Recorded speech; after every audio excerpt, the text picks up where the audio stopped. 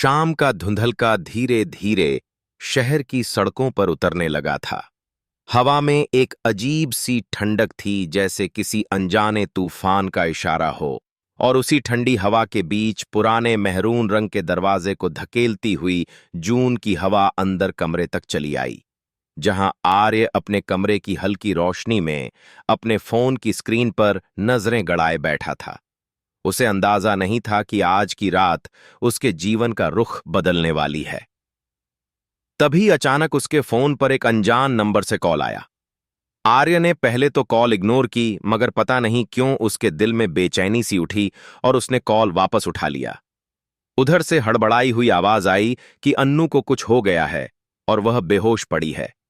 आर्य के दिल की धड़कन एक पल के लिए जैसे रुक सी गई। वह बिना देर गंवाए उठ खड़ा हुआ और हड़बड़ी में चाबी पकड़कर घर के बाहर भागा। सड़क पर अंधेरा था, लेकिन उसके कदमों में अजीब सी जल्दी थी, जैसे कोई उसे किसी अनजाने सफर की ओर धकेल रहा हो। और जब वह अनु के घर पहुंचा तो उसने देखा दरवाजा आधा खुला हुआ है। अंदर प्रवेश करते हुए आर्य के मन में कई सवाल उठ रहे थे। अनु को अचानक क्या हुआ? किसने बताया? और अभी वो कैसी हालत में होगी? उसका दिल किसी पत्थर की तरह भारी महसूस हो रहा था। कमरे में हल्की सी पीली रोशनी जल रही थी और सोफे पर अनु बेसुध पड़ी थी। उसके चेहरे पर जैसे किसी दर्द की लकीरें उभरी हुई थीं। आर्य आर्य उसके पास झुककर बैठा और उसके माथे को छूकर देखने लगा। उसके शरीर का तापमान असामान्य लग रहा था।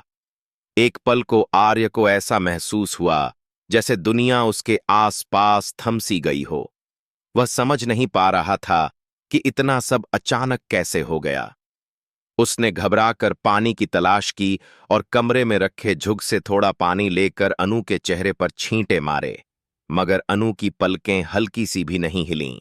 अचानक आर्य को लगा कि शायद किसी को बुलाना पड़ेगा।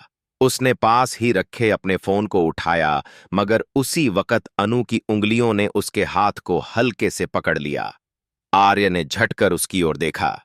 अनु की पलकें आधी खुली थीं और वह किसी बेचैनी में उसका नाम धीमी आवाज में पुकार रही थी। आर्य, मत जाओ। यह सुनकर आर्य का दिल किसी पिघलती मोमबत्ती की तरह पिघलने लगा। वह तुरंत उसके और करीब होकर बोला कि वह कहीं नहीं जा रहा।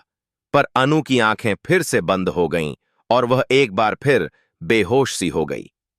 आर्य अब तय नहीं कर पा रहा था कि उसे अस्पताल ले जाए या घर पर ही उसकी देखभाल करे, पर उसके मन में एक ही बात चल रही थी कि वो अनु को अब अकेला नहीं छोड़ेगा। उसने अनु को सावधानी से उठाया और अपने घर ले आया। रास्ते भर बारिश की बूंदें कार की खिड़की पर थपथपा रही थीं, जैसे कोई अनजान संगीत बज रहा हो, और अनु का सिर आर्य के कंधे पर टिका हुआ था। आर्य ने कार पार्क की और धीरे से अनु को अपने कमरे में ले जाकर बिस्तर पर लिटाया। उसने तुरंत डॉक्टर को कॉल किया। कुछ देर में डॉक्टर आ गया और उसने बताया कि अनु बहुत ज्यादा तनाव में थी और शायद कोई शॉक मिला होगा, इसलिए बेहोश हो गई। डॉक्टर के चले जाने के बाद कमरे में सन्नाटा छा गया। सिर्फ खिड़की पर चलती हवा की आहट सुनाई दे रही थी। आर्य ने धीमी आवाज में अनु से कहा कि अब वो सुरक्षित है और अब वो अकेली बिल्कुल नहीं है। कब रात बीत गई पता ही नहीं चला। सुबह की हल्की किरणें कमरे में दाखिल हुईं तो आर्य को लगा कि अनु अपनी पलकें हिलाने लगी हैं। वह तुरंत उसके पास बैठ गया। अनु ने आंखें खोलीं और एक पल तक छत को देखती रही। फिर धीरे धीरे उसकी नजर आर्य पर पड़ी। उसके होंठों पर एक कमजोर सी मुस्कान आई और उसने कहा, धन्यवाद। आर्य ने उसकी ओर देखा और कहा कि शुक्रिया की कोई जरूरत नहीं, मगर अनु की आंखों में जो दर्द था वो छुपाए नहीं छुप रहा था। वह चाहकर भी उससे कुछ पूछ नहीं पा रहा था, सिर्फ उसे देखता रहा, जैसे शब्दों की जगह खामोशी लेने लगी हो।